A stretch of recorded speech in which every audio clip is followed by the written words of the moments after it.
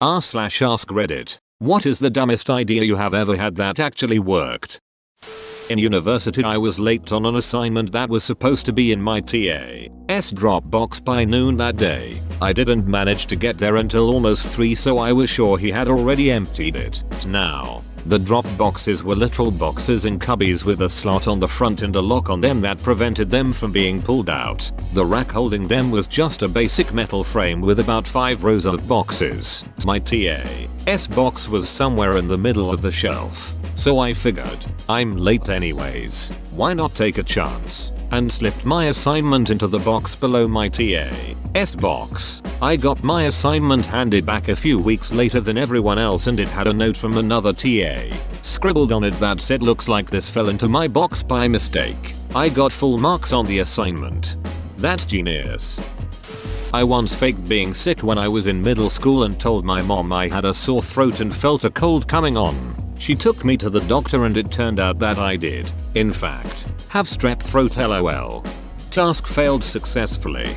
A lot of times I've faked sick in my life I've wound up actually being sick. I've started recognizing the inexplicably strong urge to bail on something as one of my first symptoms when I'm actually getting sick.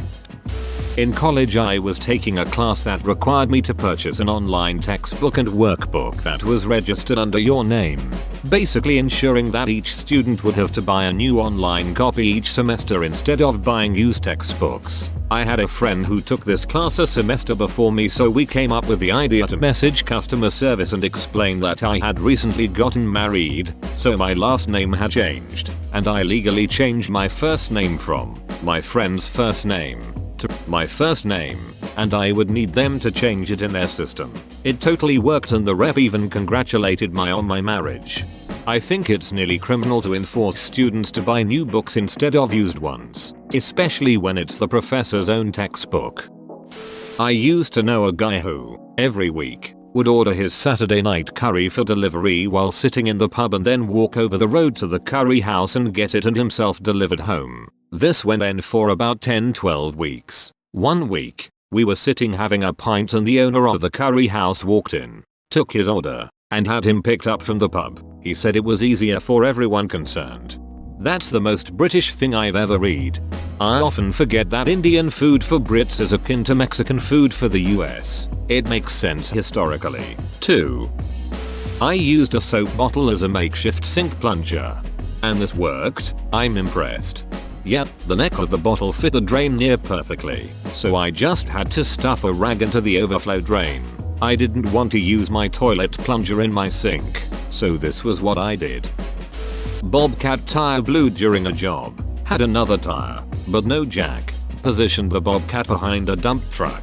Bobcat then tries to lift the ass end of the dump truck. Dump truck hella heavy. Bobcat lifted itself instead. Tire changed and back to work. That sounds like a good way to end up crushed by a skid steer. It was a dicey situation to say the least, but it was far superior to any other idea being suggested at the time. I even remember me saying this is a bad idea, and it was my idea. Put Jesus and his Wi-Fi password in church. It worked. Ha, Jesus really is the answer. Far from the dumbest working idea in the thread, but I once got an extra day to work on a video project in high school by coming to class with a video that was just a quarter second of blackness, eagerly volunteering to go first, then acting confused and scared when the file didn't work. The teacher took pity on me and told me to just bring it the following day, and I got to finish it that evening and still got full credit as if I did it on time. I once completely blanked on an essay assignment and didn't realize till I was sitting in class. Luckily, the teacher didn't collect the essays till the end of class and I proceeded to write the whole paper in my notebook during lecture. When people were handing in essays I went up and told the teacher that I forgot to print it, but I had a version in my email, showing him the handwritten one to prove I had completed the assignment. He let me go print it and I typed the whole thing up in like 5 minutes, ran back, handed it in and got like a C or B. Couldn't argue that since I was about to get a 0. I just got PTSD imagining writing an essay in class again. Breaking into my own house through the kitchen window using a piece of wire and a wooden table after I was locked out. I want to hear how the duck you did this. Well, I arrived home with my mom and my little cousin and we realized we forgot the keys at my grandma's house. Way the hell across the city. Mom calls my dad to bring his keys. He was working at the time and he'd take an hour to arrive, so we'd have to wait outside. I went full hell no mode and kept looking for other ways in. Turned out that one of the tiny back windows was open, but there was a safety pin that kept it from opening all the way up and the only way to remove it was unscrewing it. So I grabbed a wooden clothespin that was lying there, broke it, removed the wire that kept it together because it was just the right size to unscrew the window pin. I did it, pulled a table underneath the window so I could climb inside, and just like that I managed to successfully break into a house at age 13. Not my idea but my mom's. I dropped one of my earrings and couldn't find it, so she threw my other earring on the floor and it happened to land next to the first one. Brother, go find your brother. Adventures of Tom Sawyer. It probably wouldn't work in this day and age, but back when I was young I was tired of retail and wanted an office job. I just lied my ass off and pulled a total George Costanza what with friends coached to answer their phones as a business and such. Got hired as an admin assistant and been steadily moving up since. I think about doing this all the time to start a new path. Just scared I will not be able to BS my way in the door. Yeah, I tried this once, but apparently you need to show a degree to be a surgeon. We had a noisy rotating rooster weather vane, loud enough to keep people awake on windy nights, despite having been lubed, so I filled the hole the rooster rotates in with Crisco. Even though people said it was a dumb idea and wouldn't work, never had to lube it again because the Crisco didn't break down like other lubes.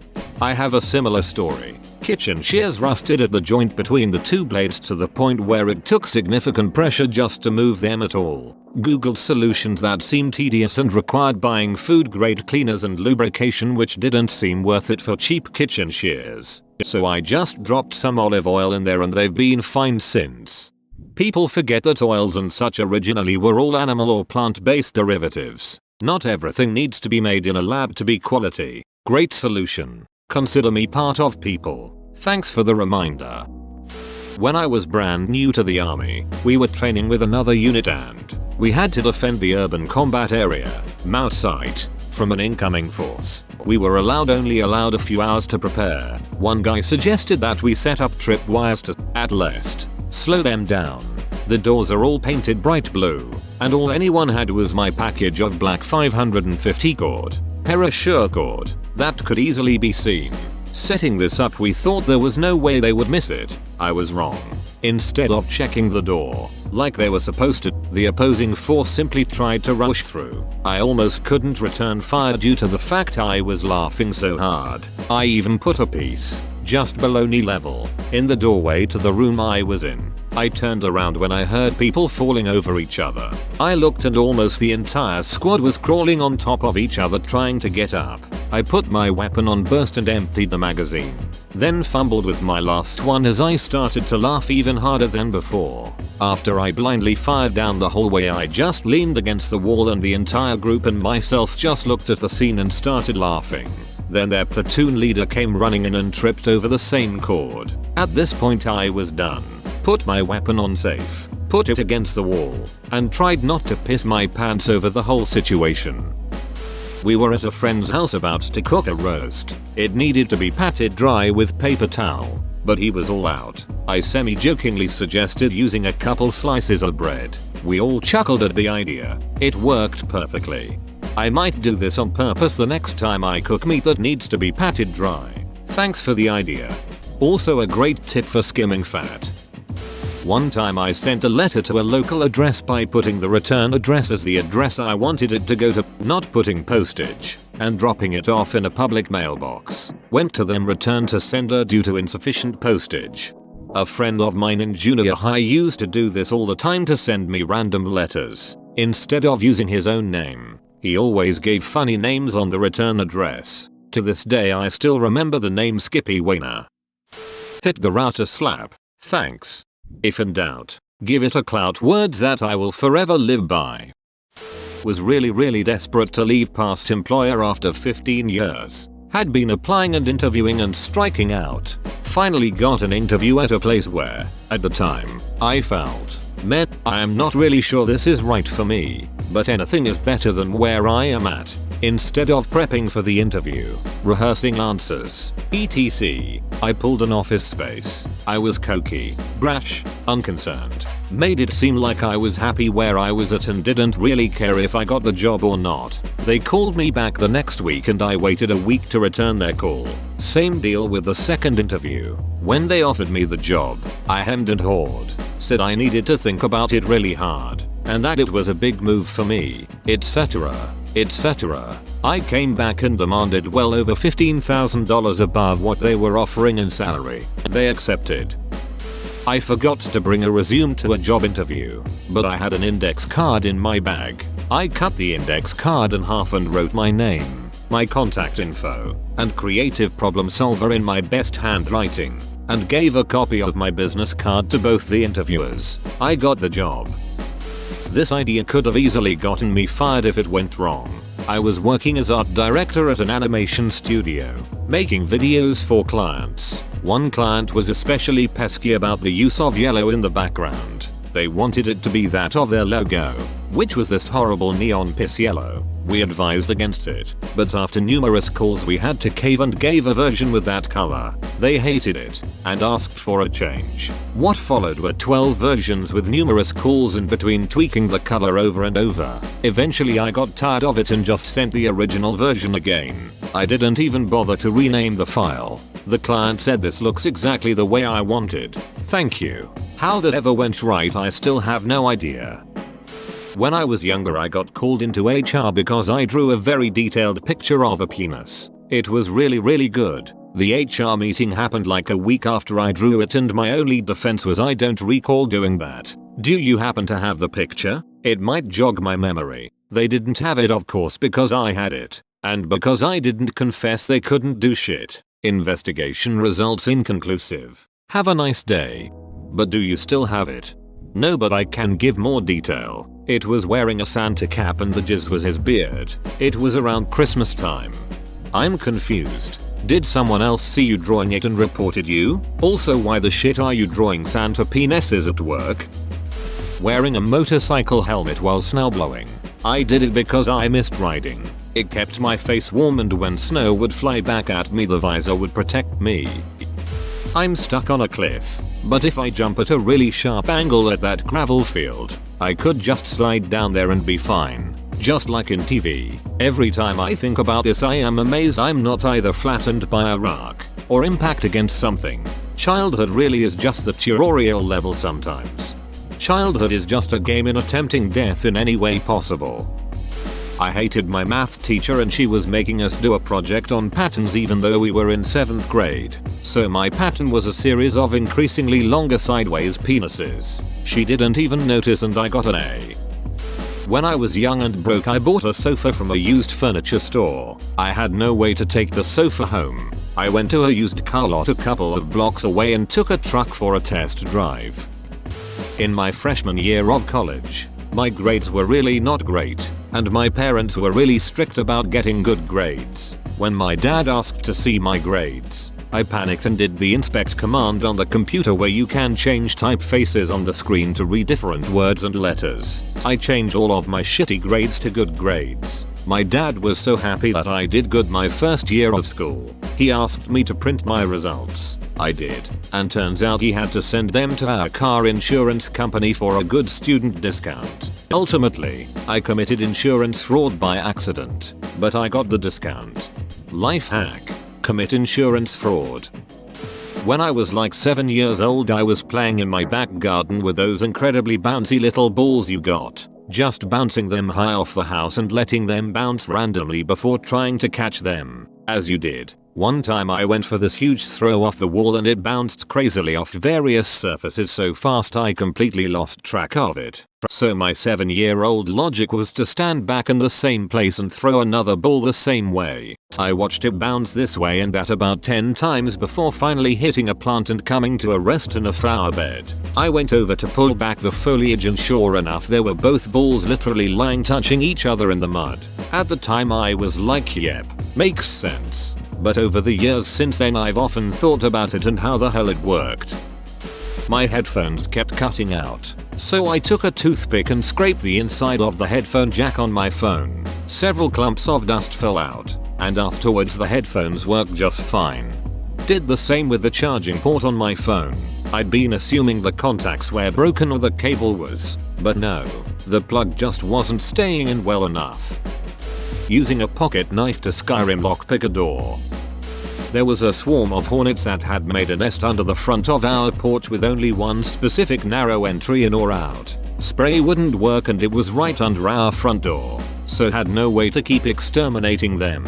Then I realized why not wearing blades of metal. We did have an old 50s metal fan and I could maybe blow them away from the entrance so they had no way to get in. The unanticipated effect was that it worked, though after a few hours had created a Civil War battlefield of dead or dying hornets piling up like a zombie tower in World War Z. Every few moments you'd hear thunk as another hornet fell into the trap. So satisfying. I was pulled over for speeding by a state trooper with a car full of friends in college. I didn't have time to explain to them what I was about to do, and to just go with it. Officer is walking with that swagger walk they do when they do they're gonna write a ticket, and he comes up to the window and I'm having a full-on asthma attack, wheezing and rocking back and forth saying my inhaler ran out. Trying to get to a Walgreens for a new one. The guy was like, oh shit, follow me. I got a police escort to buy a pack of gum. Got out of the ticket. Mixing strong coffee with Monster Energy. It worked because I wrote half a book in one sitting. It was dumb because, well, had a video card die on me. Thought that maybe the solder had melted away from it overheating. So I had the idea to stick it in the oven briefly to melt the solder into place. Looked online and it is apparently a normal thing to do. Worked like a charm. My parents used to run a bed and breakfast, and we used to keep a section of the house locked. Only light security was just supposed to stop guests accidentally going into our living space. We used to keep the key on top of a door frame. Turns out the frame was hollow and there was a hole on the top. I put the key up there. It fell into the hole but didn't sound like it dropped all the way to the floor. 14-year-old me didn't realize taking the door frame off isn't a major job, so I was a bit worried my parents would kill me. Found myself a wire coat hanger, straightened it out and attached a magnet to the end to go key fishing. It was more out of desperation than anything else, but it somehow worked. I was like 7 and had a loose tooth that I couldn't pull out. Tried to string attached to the door. Didn't work. So I tied a string to it and tied the other end to my dog's collar. Threw a tennis ball. Bye bye tooth. A storm broke a limb on a tree hanging over my house in my backyard, but it was still hanging on by a few splinters. I didn't want it to fall, and it wasn't in a place where I could use my ladder to get to it. So I found some rope, tied a brick to it, threw the brick and rope over the limb, made a crude rope swing, and swung and pulled at the branch until it finished breaking. It wasn't until I was using the chainsaw to cut it up that I realized how many times during my stupid idea I could have easily hurt or even killed myself. Whoa, you made it to the end? You're a ducking beast. I'll cut you a deal. Smash like and subscribe for more curated content, bruh. It's free and that's a great price.